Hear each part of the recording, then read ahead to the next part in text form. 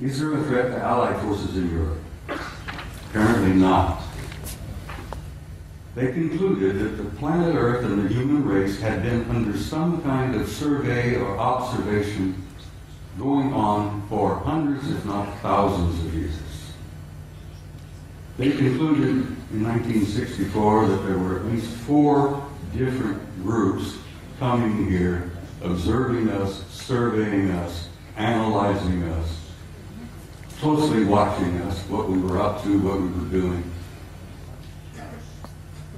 They concluded that there did not appear to be a military threat involved because the repeated demonstrations of incredibly advanced technology demonstrated to us that if they had been hostile or malevolent, there was absolutely nothing we could do.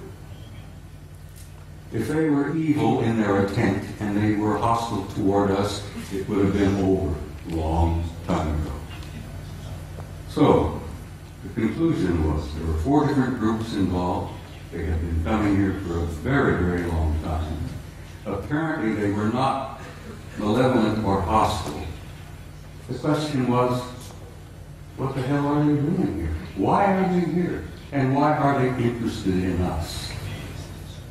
Well, they did not know in 1964 what their agenda or their motives were. And I will tell you honestly and frankly that even today, our authorities, our senior military, our national security people, still don't totally grasp what their motives are, what their agendas are.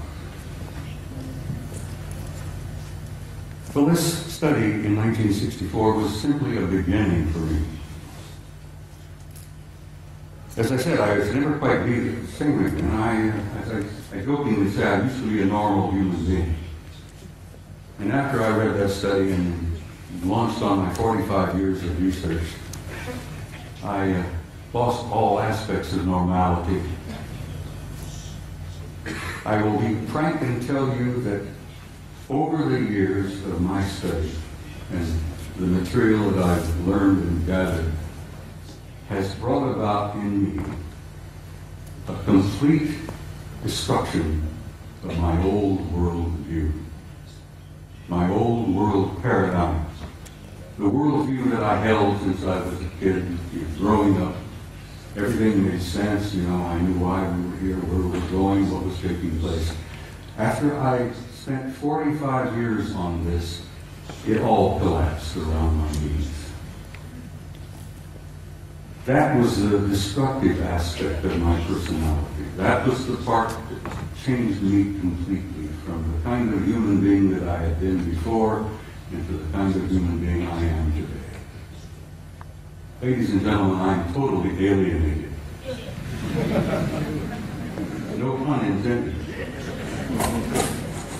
I've said in a couple of interviews and briefings and such, I have had for many, many years a love-hate relationship with the human race.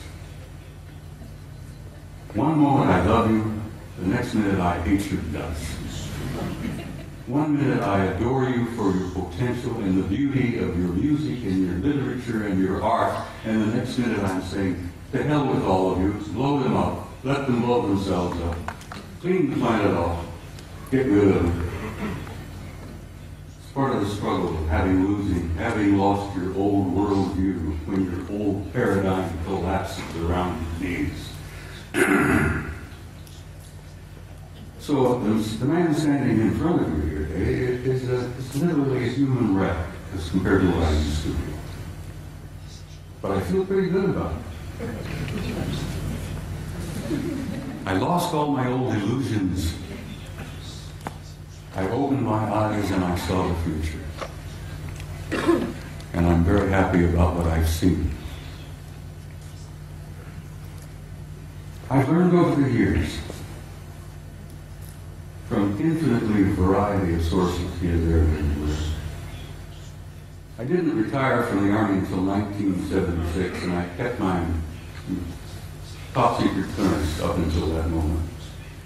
After I retired, I went to work for the Federal Emergency Management Agency and worked another 14 years for the U.S. government, where I had a top secret clearance. So I have a total of 41 years of federal service, you might say. But I learned things over the years that literally still today stun me and shock me. I've learned that the human race is a hybrid race. I've learned that we are not merely alone. We have never been alone. We have had an intimate interrelationship with advanced extraterrestrial intelligence from the beginning of our history. And let me tell you that that intimate interrelationship is still going on. This one race in particular apparently re-engineered us as a species about 200,000 years ago. What we are here today is what we call Homo sapiens sapiens. You're an engineered creature. Your genetics has been manipulated.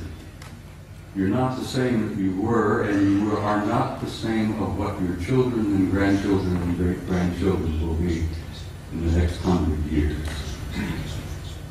The human race is going through a transition.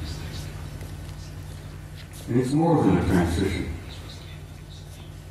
It's what I've learned to be a transcendent transformation into a new race, into a new future. And your descendants will be as different from what you are here today as what you are from old Australopithecus 500,000 years ago. It's not something to be afraid of. Something to look forward to. You're growing, you're developing, you're becoming a new race, you're becoming a new species. Your grandchildren, your great-grandchildren, and your descendants on in the next century or two have destiny in the stars. Don't you doubt that for a minute. This species, this race, this troublesome bunch of monkeys has a destiny in the stars. And we are a part of this infinite universe filled with intelligent life. And we have been from the beginning, but we're only now beginning to wake up and see it. Only now are we beginning to open our eyes and listen with our ears and look out there and say, all right, where have I been? What am I now? Where am I going? As I said, your destiny is in the stars. Your generations to come, your descendants, your grandchildren, great-grandchildren, will go out there and they will claim their rightful place in a universe filled with intelligent life. Your place out there belongs to you. You have a right to that, and you will claim it. There is so much to talk about. I've got some slides I have to share. Would you gentlemen please put the first picture up on the screen? I'm being assisted by some very wonderful people back behind the scene here. I like to start with a shot like this. Pictures of this nature is sort of inspiring. It gives you a glimpse of the community that you are a part of. A little glimpse of the stars out there.